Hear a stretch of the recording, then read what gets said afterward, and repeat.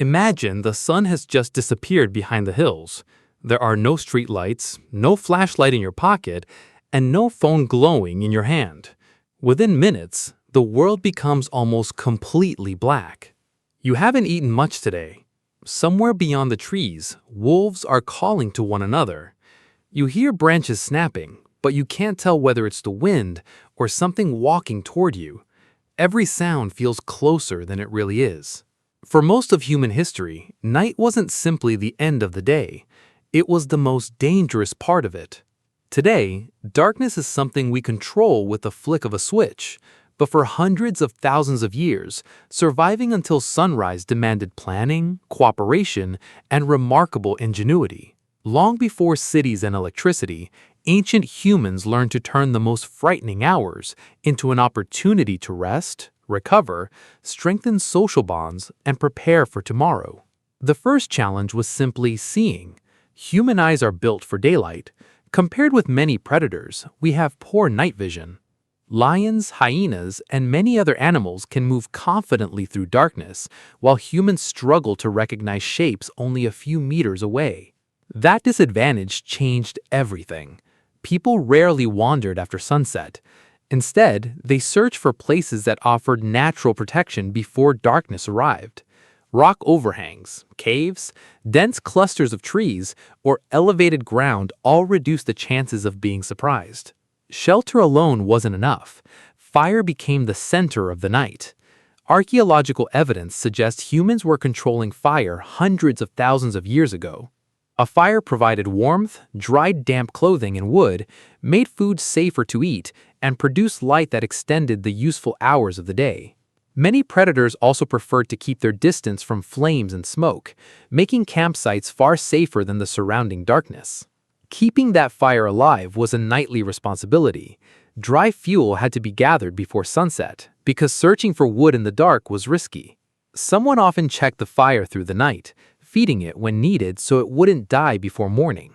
Around that fire, something equally important happened. People talked.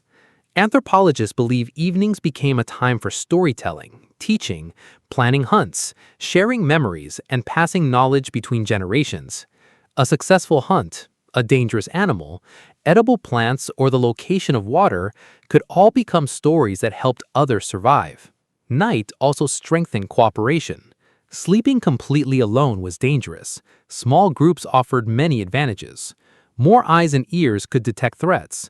Adults could take turns resting, and children stayed protected in the middle of the group. Even sleep itself was different. Ancient humans probably didn't sleep in one uninterrupted 8-hour block every night. Short awakenings to feed the fire, respond to strange sounds, or check the surroundings would have been perfectly normal. The weather could transform an ordinary night into a struggle for survival. Cold temperatures steal body heat surprisingly quickly. Before woven blankets or insulated houses, animal hides, plant fibers, and shared body warmth became valuable tools against hypothermia. Sleeping close together conserved heat while reducing energy loss during long winter nights. Rain introduced another challenge. Wet wood was harder to burn, the ground became colder, and rising water could flood campsites. Experienced groups learned to recognize safe locations long before storms arrived. Night was also the time when the stars became useful. Long before maps or compasses, people noticed that certain stars moved predictably across the sky, while others remained almost fixed. These observations gradually became natural navigation systems that helped travelers find familiar routes. Yet, despite all these dangers, darkness wasn't only about survival. It may have helped shape what makes us human. Sitting around the fire with nothing to do except talk encouraged imagination, humor, memory, and shared identity. Some researchers think these quiet evenings played an important role in the development of language and culture. By sunrise, the camp slowly came back to life. Embers were stirred into bright flames again. Hunters prepared their tools. Children awoke. Another day of searching for food began. Most nights ended without drama. That was the goal. Success wasn't defeating predators every evening. Success was making it until dawn, again and again, for thousands of generations. The next time you switch off your bedroom light, remember that darkness once represented uncertainty itself. Our ancestors survived the night because they were fearless. They survived because they planned ahead, stayed together, mastered fire, and transformed the darkest hours into a time of safety, learning, and community.